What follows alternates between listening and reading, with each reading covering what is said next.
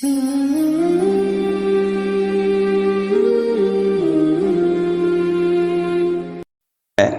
یہ حدود میں داخل ہے اور اس کے مکلف حکمران ہیں۔ کوئی بندہ خود آپ کسی سے قتل کی سزا میں اس کو قتل کرے، جیسے بہت سارے قبیلوں میں خاندانوں میں علاقوں میں رواج ہے کہ ہمارا قتل کیا اسے دل قتل کریں، یہ شریعت کا حکم نہیں ہے، یاد رکھو۔ شریعت یہ کہتی ہے کہ آپ حکمرانوں سے رجوع کریں، حکمرانوں کا فرض ہے، حکومت کا فرض ہے، اصحاب اختیار اصحاب اقتدار کی ڈیوٹی ہے کہ وہ اس قاتل کو پکڑیں اور اس سے بدلہ لیں، اس کو اس کے بدلے میں قتل کریں۔ اگر وہ ایسا نہیں کریں گے تو قیامت کے دن یہ حکمران مجرم ہوں گے، سارے بے گناہوں کا خون ان کے سر ہوگا، قیامت کے دن وہ جواب دہ ہوں گے۔ یہ دنیاوی حکم ہے۔ ہاں البتہ اگر مقتول کے ورثاء خود معاف کر دیتے ہیں، شریعت کا حکم تو یہی تھا کہ اس کو پکڑو اور اس کے بدلے میں قتل کرو، لیکن ورثاء میت وہ کمپرومائز کر لیتے ہیں، وہ اس سے صلح کر لیتے ہیں، وہ اس کو معاف کر دیتے ہیں، تو پھر حکومت بھی قتل نہیں کرے گی، چاہے وہ معاف بالکل بلا معاوضہ کر دیں یا وہ کسی بدلے پر اس کے ساتھ کوئی مالی معاملہ طے کر لیں اور اس پر راضی ہو جائیں، اب بھی ان کی طرف سے ان کو اختیار ہے۔ اور آخرت کے لحاظ سے اس قاتل کو حکم یہ ہے کہ یہ توبہ کرے، اللہ سے معافی مانگے، اس نے گناہ کبیرہ کیا ہے۔ قرآن مجید کے اندر بہت ساری جگہوں پر جہاں بھی کبیرہ گناہوں کا تذکرہ ہوا ہے اس میں بے گناہ قتل کو ضرور شمار کیا گیا ہے، کسی کو بے گناہ قتل کرنا، ناحق قتل کرنا۔ اور میں نے کل عرض کیا تھا کہ قتل حق کی صرف دو صورتیں ہیں، ایک صورت یہی کہ کسی نے کسی کو جان بوجھ کر قتل کیا تو اس کے بدلے میں قصاص میں اس کو قتل کرنا، یہ قتل حق ہے، یہ ناحق نہیں ہے۔ نمبر دو، کوئی بندہ اگر ایمان اسلام سے پھر جاتا ہے، مرتد ہو جاتا ہے، تو اب مرتد بندہ جو ہے اس کو قتل کرنا یہ بھی شریعت کا حکم ہے اور یہ بھی قتل حق ہے، یہ قتل ناحق نہیں ہے۔ جو بندہ دین اسلام قبول کرنے کے بعد، دین اسلام کی خوبیاں دیکھ چکنے کے بعد، دین اسلام کے قریب آ چکنے کے بعد، اس کا ذائقہ چکھ چکنے کے بعد اب اگر وہ اس سے کوئی پھرے گا، مرتد ہوگا، اگر وہ فوراً اسلامی ملک چھوڑ دیتا ہے، خفیہ طور پر بھاگ جاتا ہے، حکومت کے ہاتھ ہی نہیں لگتا، پھر تو اس کی جان بچ جائے گی، ورنہ وہ کسی اسلامی ملک میں جو دین اسلام قبول کرنے کے بعد پھر مرتد ہوا ہے، اس بندے کو اللہ کی زمین پر کسی اسلامی ملک میں زندہ رہنے کا حاصل نہیں ہے۔ یا تو توبہ کرے، مسلمان ہو جائے، ارتداد کو چھوڑ دے، اگر ایسا نہیں کرتا تو اس کو خدا کی زمین پر زندہ رہنے کا حق حاصل نہیں ہے، وہ اللہ کا باغی ہے۔ کسی انسان کے ملک میں، اس کی بادشاہی میں اس کا باغی نہیں رہ سکتا، تو پھر اللہ کے ملک میں بھی اللہ کا باغی نہیں رہ سکتا۔ یہ اللہ تبارک و تعالی کا قانون ہے۔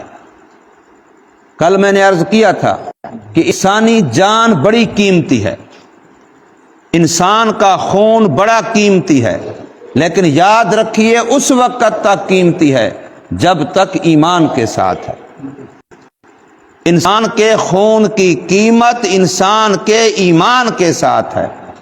اگر ایمان والا نہیں ہے، ایمان لایا ہی نہیں ہے، پہلے سے ہی کافر ہے، شروع سے ہی کافر ہے، تب بھی اس کو دعوت دیں گے، اس کو ایمان اسلام سمجھائیں گے، اگر قبول کر لے تو الحمدللہ ہمارا بھائی ہے، اگر وہ قبول نہیں کرتا پھر اسے کہیں گے کہ اسلام کے پھیلاؤ کے سامنے، اسلام کے غلب کے سامنے رکاوٹ نہ بن، جزیہ قبول کر لے، اسلام کی محتاطی قبول کر لے، بھلے اپنے مذہب پہ رہے لیکن اپنے مذہب کو اپنے تک رکھ، اپنے غلط اور ناجائز مذہب کی کسی اور کو تبلیغ نہیں کر سکتا، اس کا کھلے عام اظہار نہیں کر سکتا، اور اسلام کے پھیلاؤ کے سامنے رکاوٹ نہیں بن سکتا، کسی اور کو اسلام پر عمل کرنے سے روک نہیں سکتا۔ اگر وہ یہ قبول کر لے محتاطی تو اس کو جزیہ کہتے ہیں، پھر یہ ذمہ بن جائے گا۔ جیسے میں نے کل عرض کیا تھا، بہت سارے نان مسلم، غیر مسلم اسلامی ملکوں میں رہ رہے ہیں، اور وہاں کا پاسپورٹ بھی ہے، وہاں کا ڈومیسائل بھی ہے، وہاں کے باشندے ہیں، لیکن وہ اس شرط پر رہ رہے ہیں کہ اس ملک کے قانون کے پابند ہیں، اور اسلامی ملک ہوتا ہی اسلامی قانون کے ساتھ ہے۔ یاد رکھیے، اسلامی ملک صرف مسلمان حکمران سے نہیں ہوتا، اسلامی ملک صرف کلمہ پڑھنے والا وہاں کا حکمران ہے، اس سے ملک اسلامی نہیں بنتا۔ ملک اسلامی بنتا ہے اس کا قانون، اس کا آئین، اس کا دستور، اس کا منشور وہ اسلامی ہو، وہ اسلام کے سے نہ ٹکراتا ہو۔ اس لیے آپ کے ملک پاکستان کے آئین کے اندر یہ درج ہے کہ اس کا اسلام اس کا مملکتی مذہب ہے، یہ باقاعدہ میرے اور آپ کے ملک کے قانون کا حصہ ہے، اس کے اندر درج ہے، یہ ہمارے اکابر کی قربانیاں ہیں کہ قانون لکھا ہوا ہے باقاعدہ کہ پاکستان کا مملکتی مذہب اسلام ہوگا، یہاں کا صدر، یہاں کا وزیر اعظم غیر مسلم نہیں بن سکتا، یہ باقاعدہ قانون کے اندر درج ہے۔ اور یہ بات بھی قانون میں درج ہے کہ یہاں کی اسمبلی یا یہاں کا سینٹ کوئی اسلام کے خلاف قانون بنا بھی نہیں سکتے۔ یہ الگ بات ہے کہ وہ اس قانون سے بغاوت کرتے رہتے ہیں، کبھی حقوق نسواں کے بل سے بے حیائی کا بل لاتے ہیں، اور کبھی ہم جن پرستی کے نام سے کوئی اور بے دینی کا بل لاتے ہیں۔ یہ الگ بات ہے کہ وہ کوششیں کرتے رہتے ہیں، لیکن حقیقتاً قانون کے اندر یہ بات درج ہے۔ اس لیے ملک پاکستان یہ اسلامی جمہوریہ ہے، اسلامی پہلے ہے، جمہوریہ بعد میں ہے، اسلام پہلے ہے، جمہوریت بعد میں ہے۔ تو اس لیے اللہ تبارک و تعالی نے انسانی جان کی جو قیمت بنائی ہے وہ ایمان کی وجہ سے بنائی ہے۔ تو اگر انسان ایمان والا نہیں ہے اور اسلام کی محتاطی بھی قبول نہیں کرتا، مسلمان بھی نہیں ہوتا، تو پھر ہم اس سے جہاد کریں گے، پھر اس کے ساتھ ہم مقاتلہ کریں گے، ہمارا لشکر اسلامی اس پر حملہ آور ہوگا، حتیٰ کہ جب تک اس کا فتنہ کفر ختم نہیں کیا جائے گا تو اس وقت تک اسے اللہ کی زمین پر امن سکون سے رہنے نہیں دیا جائے گا، اور اس کا مارنا ثواب ہوگا، اس کو مارنے والا غازی بنے گا، اس کو مارنے والا کہا جائے گا کہ اس کو جہنم رسید کر دیا اور خود غازی بن گیا۔ لیکن اگر وہی بندہ ایمان لے آتا ہے تو پھر اگلی آیت میں آ رہا ہے، 94 نمبر آیت کے اندر کل کے درس میں یہ بات آ رہی ہے کہ اگر ایک بندہ عین مسلمان مجاہد کے حملہ کرتے وقت کلمہ پڑھ لیتا ہے، یا فرمایا کسی کافروں کے علاقے میں بھی تم جا رہے ہو مسلمان حملہ کے لیے، اور آگے سے کوئی تم پر صرف سلام بھی کرتا ہے، اپنے ایمان اسلام کا اظہار کرتا ہے، تو تمہارا فرض ہے کہ تم اس کو مانو۔ اب اس کا جان، اس کا مال وہ محفوظ ہو جائے گا، اس لیے کہ وہ حفاظت ایمان کی وجہ سے ہے، کلمے کی وجہ سے ہے۔ کلمہ پڑھ لیا، اب اس کا قتل کرنا گناہ کبیرہ بن گیا، اب اس کا قتل کرنا حرام ہو گیا۔ لیکن اگر کلمہ نہیں پڑھتا تو اسی کا قتل کرنا کار ثواب ہے۔ تو پتہ کیا چلا کہ انسان کی جو قدر و قیمت ہے وہ انسان کے رنگ نسل کی وجہ سے نہیں ہے، وہ انسان کے کنبے، قبیلے، خاندان، لسان، علاقے کی وجہ سے نہیں ہے، وہ انسان کے ایمان کی وجہ سے ہے۔ میں اور آپ اللہ کے ہاں اتنا ہی قیمتی اور قدر والے ہیں جتنا ہمارا ایمان قیمتی ہے، جتنا ہمارا ایمان زیادہ ہے۔ تو فرمایا وَمَن يَقْتُلْ، جس بندے نے بھی، جو کوئی بندہ بھی، من کا لفظ عام ہے، جو کوئی بندہ بھی قتل کرے کسی ایمان والے کو متعمدن، جان بوجھ کر۔ کل کی آیت کا پہلا لفظ تھا کہ مومن کے کام میں سے یہ ہو ہی نہیں سکتا کہ وہ کسی ایمان والے کو قتل کرے. یہ ایمان والے کا کام ہی نہیں ہے. ایمان والا کبھی دوسرے کی نہ جان کا دشمن ہے، نہ مال کا دشمن، نہ عزت کا دشمن ہے. حضور صلی اللہ علیہ وسلم سے پوچھا گیا مل مؤمن یا رسول اللہ، اے اللہ کے رسول صلی اللہ علیہ وسلم ایمان والا کون ہے؟ فرمایا من آمنہ الناس، ایمان والا وہ بندہ ہے جو لوگ اس سے محفوظ ہوں. من آمنہ الناس، امن میں ہوں، بے خوف ہوں لوگ اس سے، ان کو خطرہ نہ ہو جان کا، مال کا، عزت کا، بلکہ اس کے بارے میں وہ مطمئن ہوں، بے خوف ہوں. من امنہ الناس ان ارضہم و اموالہم و دمائہم، اپنی عزتوں کے بارے میں، اپنے مالوں کے بارے میں اور اپنی جانوں کے بارے میں. جس کے بارے میں محلے دار ڈر رہے ہیں اگر ہم ادھر ادھر گئے، موقع ملا تو یہ ہمارا ہمسایہ، یہ ہمارا محلے دار، یہ ہماری عزت کا نقصان کر دے گا، یہ ہمارے مال کا نقصان کر دے گا، یہ ہماری جان کا نقصان کر دے گا، تو ایسا بندہ اس حدیث کی روشنی میں ایماندار کہلانے کا حقدار نہیں ہے. ایماندار کہلانے کا حقدار وہی ہے جو اپنے ہمسائے کی عزت کا نگہبان، چوکیدار ہو، اپنے محلے دار کی جان مال عزت کا پہرے دار ہو، چوکیدار ہو، ان کا نگہبان ہو، تو اب یہ بندہ ایماندار کہلانے کا حقدار ہے. ایسے ہی رسول اللہ صلی اللہ علیہ وسلم سے پوچھا گیا مل مسلم یا رسول اللہ، اللہ کے رسول اللہ مسلمان کون ہے؟ دو ہی تو لفظ ہیں ہمارے بارے میں، یا ہم مومن ہیں یا ہم مسلمان ہیں. ایمان اور اسلام یہ دو ہی لفظ ہیں.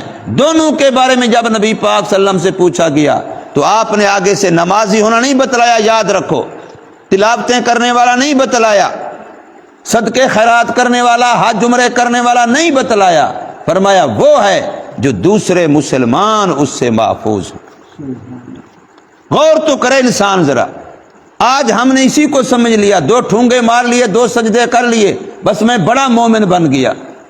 اپنی زندگی کو دیکھیے کہ میری زندگی محلے والوں کے لیے کیسے ہے، میری زندگی دوسری مخلوقات کے لیے کیسے ہے، راحت کا ذریعہ ہے یا تکلیف کا ذریعہ ہے. فرمایا مل مسلم یا رسول اللہ، مسلمان کون ہے اللہ کے رسول؟ تو آپ نے ارشاد فرمایا صلی اللہ علیہ وسلم المسلم من سلم المسلمون من لسانہ و یدہ، جس کی زبان سے اور جس کے ہاتھ سے دوسرے مسلمان محفوظ ہیں وہ مسلمان کہلانے کے حقدار ہے. نمازوں کا نہیں فرمایا، تبلیغ جہاد کا نہیں فرمایا، انسانیت کا درس دیا ہے. سب سے پہلے تو انسانیت ہے. اگر انسانیت ہی نہیں ہے تو پھر ایمان کہاں، اسلام کہاں؟ انسانیت بہت بڑا منصب ہے اللہ کے ہاں. تو فرمایا کہ جس نے قتل کیا کسی ایمان والے کو جان بوجھ کر فجزاؤہ جہنم. اس پر اب 4 سزائیں بیان کی ہیں، 4 وعیدیں بیان کی ہیں. پہلی وعید یہ ہے کہ اس کی سزا جہنم ہے، خالدن فیہا. اب اس کا لفظی معنی ہے ہمیشہ رہے گا اس میں، لیکن یہ اس وقت کے لیے ہے جب اس قتل کو حلال سمجھ کے کیا، اس کو گناہ ہی نہیں سمجھا. تو پھر چونکہ مسلمان کا قتل کرنا قطعی طور پر حرام تھا، اللہ کے قرآن نے بار بار روکا.